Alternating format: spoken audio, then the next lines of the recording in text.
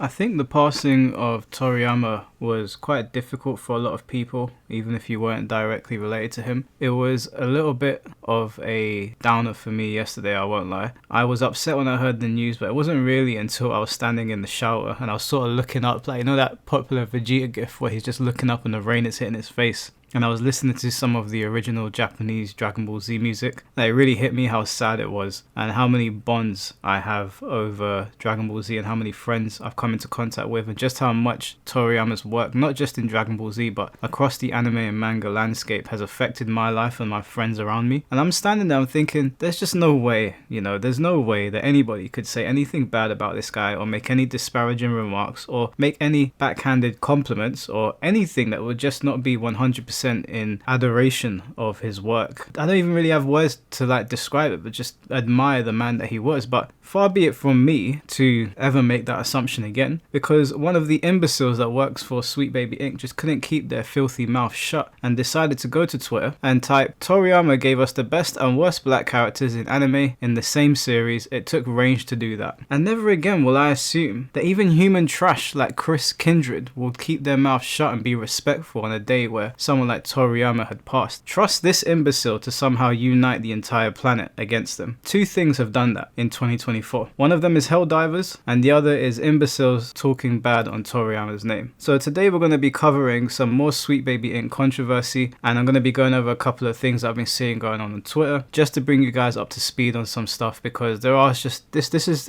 a very fast moving situation. There's a lot of moving pieces, there's a lot of conversations going on right now, and it's kind of hard to pull the information into one video. So that's what I'm going to try and do for you guys today, although be assured that as soon as this video goes up, something else is probably going to be happening and we're going to continue covering it, because as I said, Sweet Baby Inc. and individuals that inhabit the company and companies like Sweet Baby Inc., because it's not just them and it's not even just consultancy firms, it is the Western gaming landscape which is really under the attack of these weirdos who seem to think that their progressive ideas are welcome in our games. And when I say progressive ideas, I literally mean their version of what progressive is. So let's start at the top, let's work our way down, and let's try to end on a positive note. So obviously, as you can see, it's in the thumbnail and it's on the screen right now. Chris Kindred, the individual who had been making tweets against the Steam curator who created the group to support gamers and give them the knowledge to vote with their wallets to not buy Sweet Baby products, the person that launched a harassment campaign against that individual, decided to tweet out, "Toriyama gave us the best and worst black characters in anime in the same series. It took range to do that." Really big brain stuff. And not long after that happened, their account was suspended. Now, this is a W from Elon. Say what you want about Elon Musk, but if that was the reason why they were suspended, then W, respect all around. But the account has come back now and it is once again protected because, as we said yesterday, Chris, much like their colleagues, much like the people that inhabit the infested walls of Sweet Baby Inc., are bitch made, and so they make stupid comments and then can't stand on business. So the account has gone back to being protected, but not all of them have their accounts unprotected. There are other individuals who also like to put their foot in their mouths for whatever reason I will never understand. Individuals such as Alyssa Mercante, I think I'm saying that right. If I'm not, who cares? And this individual decided to retweet Chris Kindred's tweet about Toriyama, which is just like fanning the flames for beef. If you're going to get flamed for anything, it's going to be disrespecting the man, not moments after he has passed away. Now, before I move on, what I do want to point out that Alyssa and Chris seem to have completely missed somehow, and I really don't know how they have missed this. Dragon Ball Z, Dragon Ball GT, Dragon Ball Super, whatever you want to call it, the Dragon Ball franchise probably has the most diverse audience of fans. And I literally mean that. Dragon Ball is big in the Middle East. Dragon Ball is big in Africa. Dragon Ball is big over here in Europe. Dragon Ball is obviously big in Asia. It is big in America. And people from all walks of life love Dragon Ball. When I made my tribute video, my very brief one to Akira Toriyama, I had people from the Middle East commenting on the video, people from the States,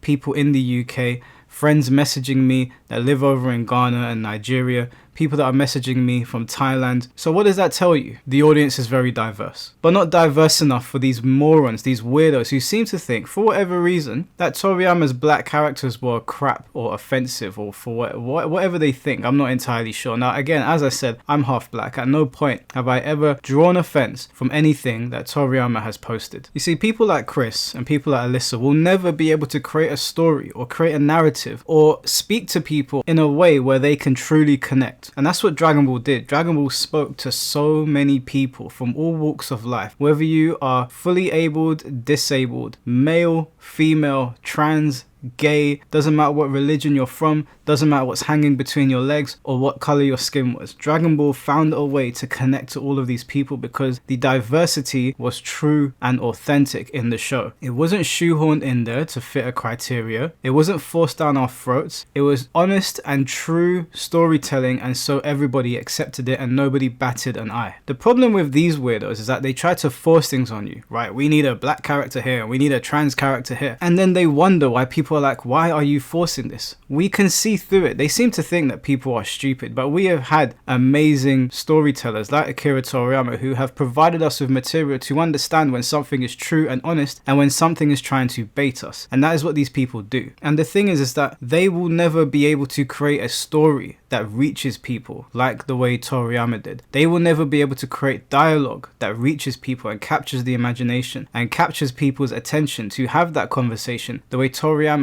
and to a much lesser extent, even YouTubers do. Even the way I talk to you guys on my very small channel here, I feel like I can have honest dialogue with you guys. I say things on here that you might not agree with. I have stances that you may not agree with, and sometimes I may even be misinformed, but you understand that you can talk to me because you know I'm being honest even if I get something wrong. But with people like Chris and people like Alyssa, you know they are lying through their teeth. For one, they don't really care about diversity. What they care about is appearing like the good guy. What they care about is lining their pockets. They do not care about where you come from. They do not care which gender you align with. They do not care what religion you belong to. They care about pretending to be holier than thou. They care about getting brownie points from the masses so they can go to bed and feel like they sit above the rest of us. But make no mistake, these people couldn't give less of a shit about any of you. And it goes to show when they make tweets like the one that Chris did with regards to Toriyama. Now, before Alyssa's tweets were protected, I'm not sure if they are anymore, but they were at some point, she posted saying, "I spoke to the team at Sweet Baby and infiltrated the Discord group, rallying against them to try and paint a clearer picture of what the fuck is going on." I find it very funny how it says infiltrated when you can literally just click on a link. It's not like you went into the Discord group with a hat on made for war and your M45 and you burst in there trying to find the answers. You clicked on a link, okay? Just relax yourself. But Alyssa did go on to write an article for Kotaku. Now, Kotaku is all of our favorite gaming website. We've covered Kotaku on this page multiple times. They have geniuses over there covering the gaming industry. Absolutely flawless work. If you can't tell by now, I'm being sarcastic. These are the most bottom feeding kinds of individuals in the gaming industry that you'll ever find, so it's no surprise that an individual like Alyssa is publishing for them. And I would encourage you guys to go and read the article from Alyssa over on the Kotaku website. The article is called "Sweet Baby Inc. Doesn't Do What Some Gamers Think It Does," and of course all of the popular talking points about forcing diversity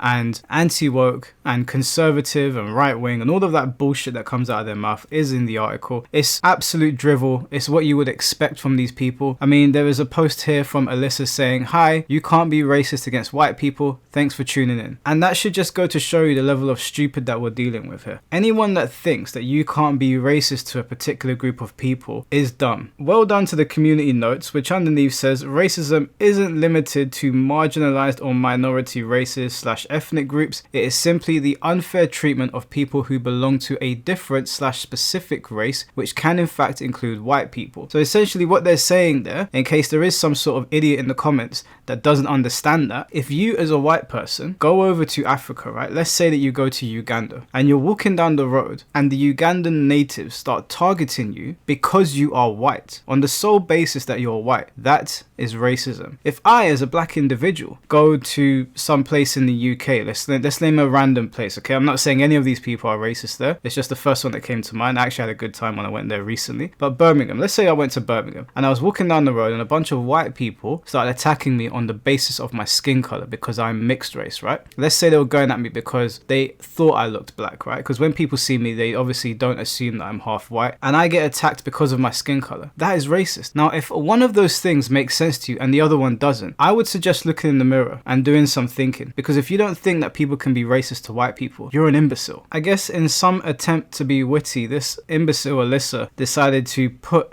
her statement as her banner. I'm not entirely sure why, since it doesn't even make any sense. She looks stupid in the picture. I don't know if she's trying to come across like a smart mark or something, or like she's witty, but it's honestly, it's a dumb take. It's something that I would expect to hear from a child that doesn't really understand what racism works, and then you would accept it, because obviously children don't understand the complexities of something like racism. I'd be like, okay, no problem, you explain it to them. This is a grown woman. This is a grown woman tweeting that, and you know she's not trolling. That's the worst thing about it. If you want to give them the benefit of the doubt, you can, but you know she's not trolling. I know that when she goes to bed, she genuinely believes that you can't be racist to white people. Now, I know some people that watch my channel have watched a show called The Mandalorian, and I'm sure you guys remember that Gina Carano used to be a member of that show. She used to be starring on that show, and she was kicked off that show because people falsely accused her of being a transphobe and of her being very right-wing. One of the people that was falsely accusing Gina Carano was this Alyssa character, and Grums rightfully pointed out, why did you falsely accuse Gina Carano of being a transphobe and engage in cancel pig campaigns? Are you being named in the lawsuit versus Disney? Why is your profile banner lying right now about what Gina actually said? Your Sweet Baby Inc article was a lie too. Again, I would encourage you guys to go and read some of that Sweet Baby Inc article as well, but this is the banner, just so you guys know. This is what she had up on there. That part where it says the person who posted this is hot is not actually what it says in the article. What it says in the article is this person who posted this is sad. So this weirdo, I don't know if it's supposed to be a joke or whatever, but you know, obviously it's not funny. I mean, it's also not accurate. You are not hot, so there's that. But Gina Carano was falsely accused and bastardized from Hollywood.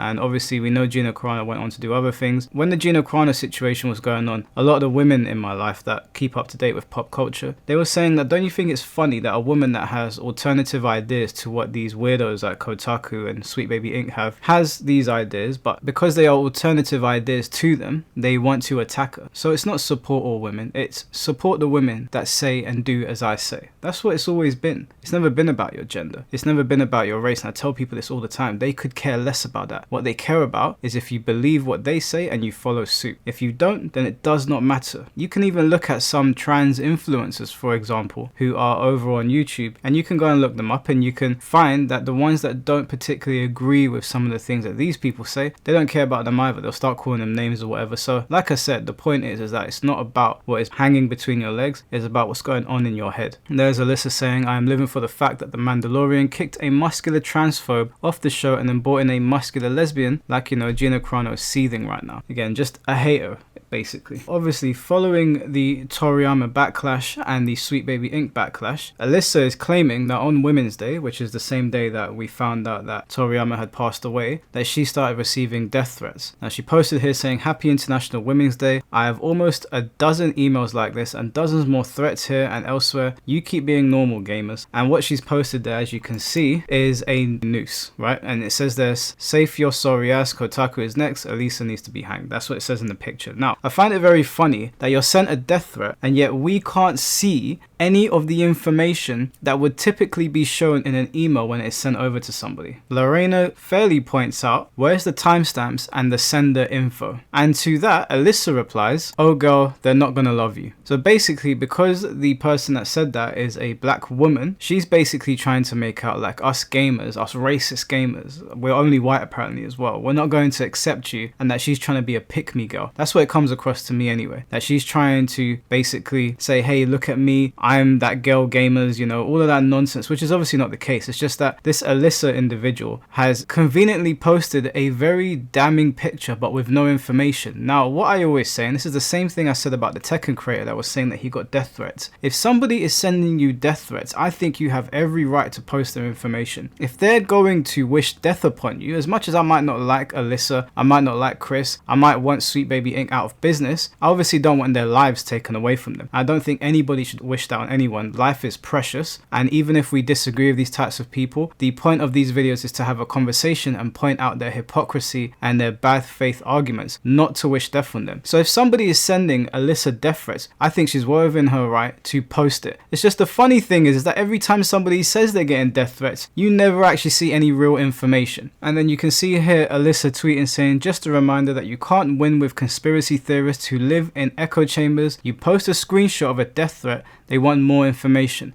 Yet the same people who are claiming I'm faking it are accusing me of trying to dox an entire community, make up your mind. And then she said, oh, that's right, you can't make up your mind because you don't have a stance. You just watch a few YouTube videos, get radicalized based on whatever they tell you, and become keyboard warriors. Get a job, go for a walk, contribute to society, or, stay mad. This again is obviously nonsense. It's very, very simple, Alyssa, okay? So take 2 seconds to pull your head out of your ass. Provide context, provide correct information so we can actually see you're telling the truth, and then nobody's going to ask questions. If you can clearly outline who sent it, when they sent it, and the date, then we won't have a problem. But you posted a damning picture to make out as if somebody's sending you death threats without any information and just expected people to believe it. I think you need to get a clue. Maybe you need to go for a walk and reevaluate what you're posting online. People can see through these transparent bullshit ways. All you're trying to do is garner sympathy. You post out on Women's Day as if women don't have brain cells and they can't work out that you're lying, and then you try to gaslight people into thinking that they're conspiracy theorists because they asked for context. Are you an idiot? This is the same stance that I had with the Tekken tweets that were going on, where the guy was saying that he had a hot take about Tekken and that people send him death threats over it. And I said, yeah, well, maybe they are, but if you don't post context, then just keep your mouth shut. If someone's sending you death threats and you point it out to us, we're going to say to you, show us the proof. If someone's sending you death threats and you don't want to post about it, no problem. But you can't post things without context and just expect people to believe you. What planet do you live on? Now, there are multiple individuals that need to be pointed out with regards to this Sweet Baby Inc. situation, with regards to the less than savory tweets about Toriyama. One individual is this person here that goes by the name of Mary Kenny. Her Twitter is now conveniently protected. This individual is working on the Wolverine game, so immediately that game is off the cards for me. And I know some of you think that I'm being a bit radical with this, but my stance is that these people will listen when we make them listen, and the only way to make them listen is to vote with our wallets. If these people are attached to the games, my stance is I am not buying them, because I believe that they're actually making a real difference on these games. I believe that they are self-inserting. I believe they're putting their own stupid weird ideologies in the games. Someone posted in my comment section saying, do you have actual proof that these people are doing this? And to that person, respectfully, I say her job title,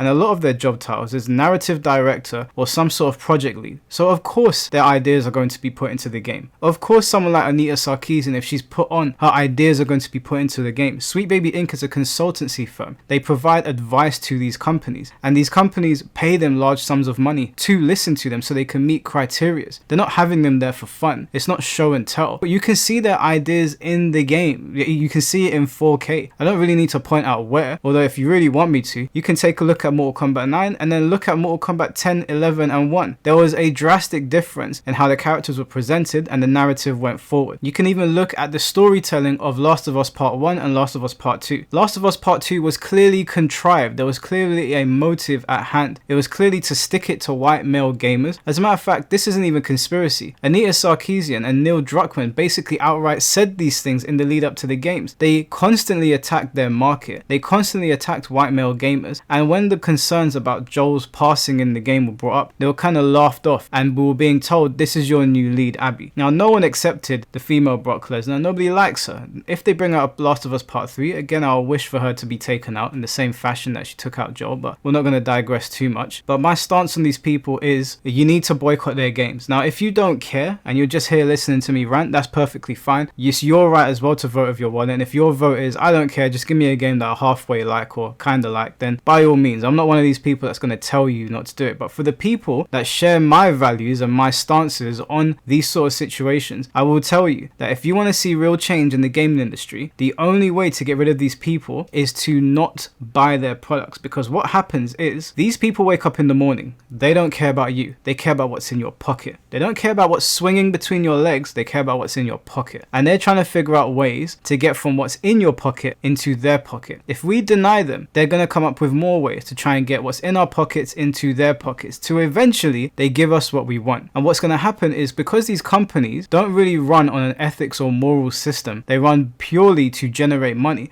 the companies are going to say, you're not providing us monetary gain that your contract states that you were supposed to, and so you're out of the door, and we're going to bring in somebody that does. And that's the way it works, and that's the way it's always going to work. Money always talks, and money talks the loudest, and that is the way to get these people out. Now, the reason I'm targeting this Mary Kenny individual is is because of this tweet over here, where old man Bob says, what about the racist stuff she said about white people, or are you one of those can't be racist to whites idiots? So this is in response to more Sweet Baby controversies. And Osama Dorius says, you can't be racist to white idiots like yourself, but you can't be racist to white non-idiots either. You can't be racist to whites, period. Then goes on to say, racism is systemic oppression by definition. White people are not systemically oppressed. It's not possible to be racist to white people. It is possible to be bigoted towards white people. These two things are not the same. And to quote Asmongold, I'm not punching you, I'm hitting you. This imbecile is basically saying that they are bigoted towards white people but not racist. It's two sides of the same coin, you idiot. And also, if you look up the definition of racism, which is only a click away since you linked it yourself, a belief that race is a fundamental detriment of human traits and capacities, and that racial differences produce an inherent superiority of a particular race. If you took 2 seconds to read, and you don't even have to take that one as the gospel truth, if you even go into Google, you can find definitions of racism. Hell, I don't even have to look at the definition of racism to tell you that you can be racist to white people, you imbecile. Anyone can be racist to anyone. How are you not understanding that? But the reason that I point that out is because the Mary Kenny individual we were talking about earlier liked that tweet. And as far as I'm concerned, if you're liking a tweet like that, you probably follow the same train of thought. And so you need to be snuffed out. You need to be exposed. And there's also other individuals, like this individual here. I'm super excited to announce that I'm now an associate narrative designer at Cliffhanger Devs working on Black Panther. As a huge Marvel fan, I'm extremely excited and honored to join this project. This is another individual that is in agreement with Alyssa. Quote tweeting here saying, side note, you guys do know community notes can be added by anyone, right? I can add a community note to this post right now saying this screenshot isn't real and it can be seen by literally everyone. That is not how community notes works. Community notes works on a voting system. Besides, if you wanted to prove this was real, you could have just done it, but you can't because that's not how it works. Now guys, the reason that I wanted to speak about all of this and the reason that I wanted to bring up the Toriyama tweet is that Toriyama only passed away on the 1st of March and we only found out yesterday, and it took these people no more than 24 hours to already disrespect the man's legacy. And these are the kinds of people that want to talk about diversity whilst insulting the very show that may very well be the most diverse show with the most diverse audience on the planet. And so it should really go to show you that these people don't know left from right, and they are going to destroy Western games from the inside out. And if they go unchecked, they will make their way over to Japan and Korea and other places that produce us with brilliant games. It is on us, the consumer, to vote with our wallets to get these people out of our games. And I'm going to play this quick clip here from Asmongold's stream, which perfectly sums up what I'm getting at here. You want this to go away, stop buying the products. This is my advice, okay? You have to stop giving people your money, and if you stop giving them your money, then things will immediately change. So I'd like to use Throne and Liberty as an example. Throne and Liberty had a beta test, and NCSoft lost 10% of their stock because of how bad the beta test was. Somehow, miraculously, by some sort of divine intervention, within 1 month, the entire combat system was changed. How did that happen? It must have been magic. In Shadowlands, at the beginning of the expansion, the lead guy for World of Warcraft, I'm not going to get into specifics, we all know Ian. Ian said that it would be impossible to allow players to change their covenants whenever they wanted. And it would also be impossible to just let people change their conduits whenever they wanted. These were little systems in the game that gave you different advantages, and people wanted to be able to change them whenever they wanted. And they were so adamant about that. They said, if we change this, is our game truly an RPG anymore? And so, people quit the game. And after enough people quit the game, somehow they figured out a way to fix it, and they changed it, and it was no problem. It was crazy how fast it happened, too, because it was only like maybe a couple of months after there was a massive exodus away from the game. Then everybody was like, oh, wow, wait, we're actually losing players? Now we're going to change our behavior. Because the truth is that these companies will do whatever will make them money. They don't have any values. They don't have any morals.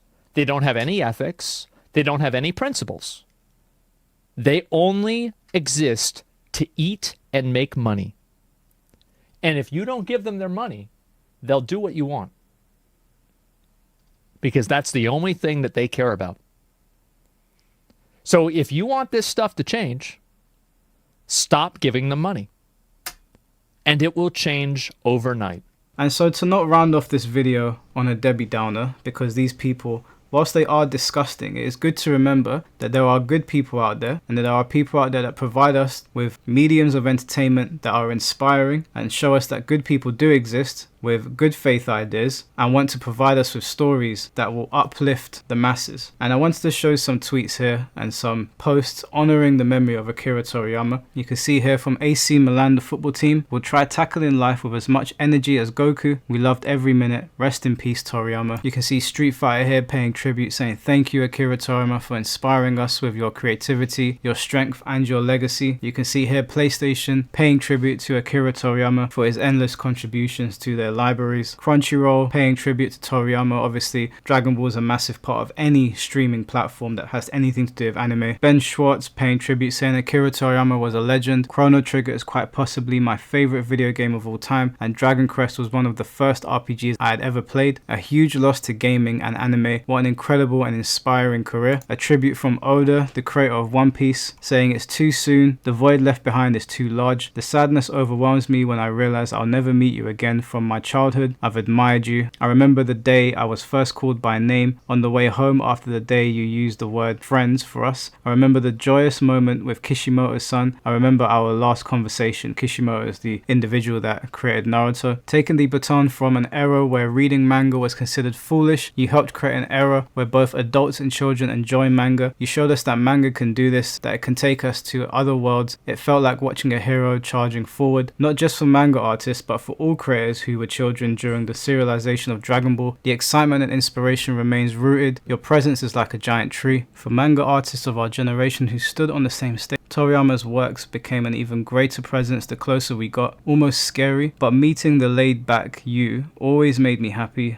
We love Toriyama Sensei to the core. With respect and gratitude for Akira Toriyama Sensei's rich creative world, I sincerely pray for his peaceful rest. May heaven be the delightful world you envision, Sensei." You've got a post here from Yuji Horii saying, "I'm still in overwhelming disbelief at the news of Toriyama's sudden death. I have known Toriyama since I was a writer at Shonen Jump. When I started work on Dragon Quest, I asked him to do artwork for the game at the recommendation of Shonen Jump publishing editor Katsuhiko Torishima. In the 37 years since, Toriyama has designed characters, monsters, and created countless more charming characters for Dragon Quest. The history of Dragon Quest goes hand in hand with Toriyama's character designs. Toriyama and the late Dragon Quest composer Koichi Sugiyama were companions who worked on Dragon Quest with me for a long time. To think that they would die, I don't know what more to say. This is truly unfortunate." Then you've got a post here from Kishimoto saying, "I've just received news of Sensei's passing. I'm overwhelmed with a sense of loss even greater than when Dragon Ball ended. I still don't know how to deal with this hole in my heart. I can't even read Dragon Ball, my beloved manga, now. I don't feel like I can write this message to Sensei properly. People around the world were still looking forward to Sensei's work. If there's one wish from Dragon Ball that could come true, I'm sorry. It may be selfish, but I'm sad, Sensei. Thank you, Akira Toriyama Sensei, for your many enjoyable works over 45 years, and thank you very much for your hard work." And even though it's sad that Toriyama's passed, and we have a lot of these weird people on Twitter and in our games and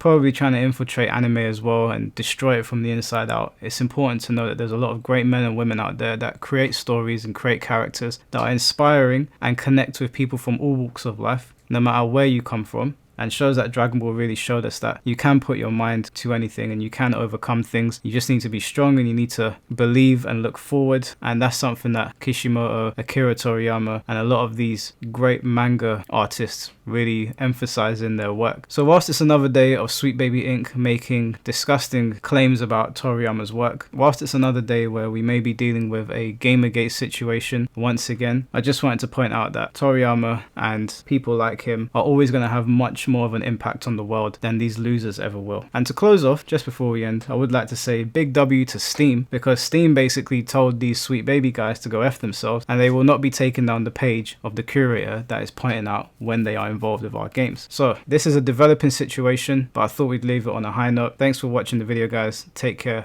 and peace.